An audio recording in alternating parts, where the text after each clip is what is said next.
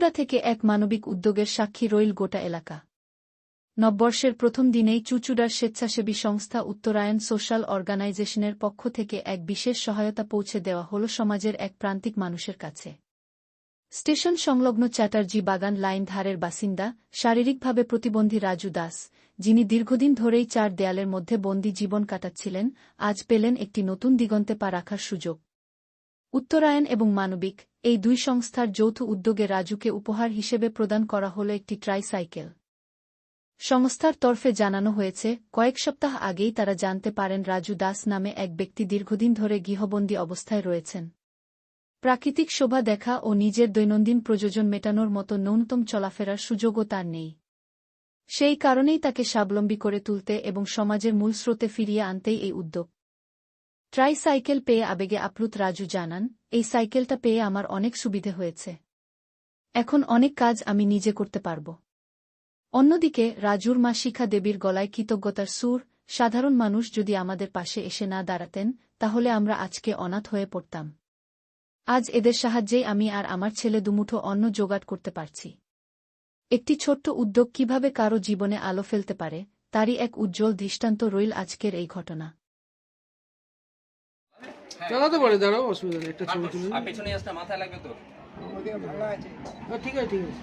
এটা তার মানে দু হাতে করা যায়। দু হাতেই ছিল, কিন্তু একটা হাতে। এদিকে তাকাও, বসো, এদিকে তাকাও, একটুখানি চালিয়ে নেবে, বলো হয়ে যাচ্ছে। একটু ঢুকে একটুখানি। না, এতদিন তো সাইকেল ছিল না, এমনি আমার সাইকেল ছিল, এটা 4 নম্বর সাইকেল। ও আগে চালাতে সাইকেল?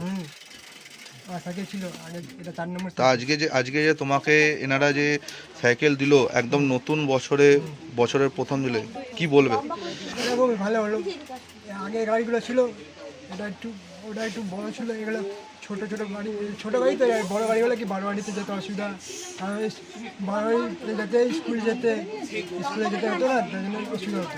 বড় গাড়িতে ঠাকুর ফাকুর দেখতে যাওয়া, চুল কাটা, এগুলো অসুবিধা হয় না। জন্য আবার সাথে সাথে কাজ করতে যাওয়া, জিম করতে যাওয়া, এগুলো করতে যাওয়া না। তোমার কি তাহলে এটা দিয়ে, এই সাইকেলটা নিয়ে কি সুবিধা হলো বলতো? মানে এটা নিয়ে তুমি এখন মানে ঘুরতে পারবে বা তোমার যে কাজ নিয়ে আমরা হচ্ছে 1/66 কাপাসডাঙ্গা উত্তরণ নামক একটি স্বেচ্ছাসেবী সংস্থা।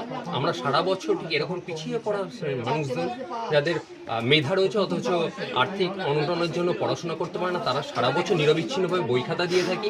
আমরা এই বিভিন্ন ইট ভাটাতে পুরনো বস্ত্র নিয়ে যাই, সঙ্গে শুকনো খাবার থাকে। ঠিক এরকমভাবেই আমাদের কাছে হঠাৎ পরিচিত সূত্র মারফত খবর আসছে যে এরকম রাজু দাসের তার একটু যদি কেউ যদি এগিয়ে এসে একটা ট্রাইসাইকেল দিতে পারে, তাহলে বোধহয় ওর বাড়ির বাইরে বেরোতে পারে, ওর 4 দেওয়ালের বাইরে খোলা আকাশের পরিধিটা অনেকটা বাড়তে পারে।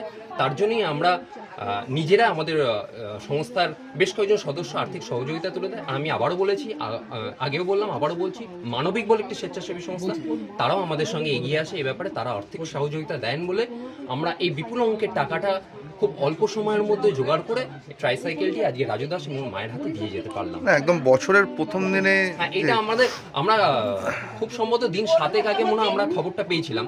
তখন আমাদের মনে হয়েছিল যে এটা একটু সময় লাগতে পারে, কিন্তু যখন আমরা মনে হলো যে এইটা এর থেকে শুভক্ষণ আর হয় না, শুভ নববর্ষের দিনটা, সেই জন্য আমরা যুদ্ধকালীন তৎপরতা এটা করলাম। সেই জন্য বিভিন্ন মানুষের কাছে অ্যাপ্রোচ করেছিলাম যে কিছু যদি সহযোগিতা করে থাকেন। আমাদের নিজস্ব সদস্যরা আগ বাড়িয়ে এসে সহযোগিতা করেছে।